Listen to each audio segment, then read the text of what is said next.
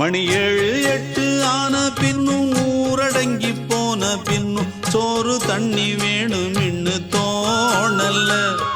என் தெம்மாங்கு பாட்டை கேட்டு தென்காத்து ஓடி வந்து தூதாக போக வேணும் அக்கறையில்.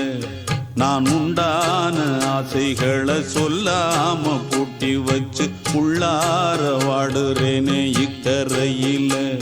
நான் ஏரிக்கர மேலிருந்து 8 தேச பார்த்திருந்து ஏங்கி ஏங்கி காத்திருந்தேன் காணல்ல. மணி 7 8 ஆன பின்னும் ஊரடங்கி போன பின்னும் சோறு தண்ணி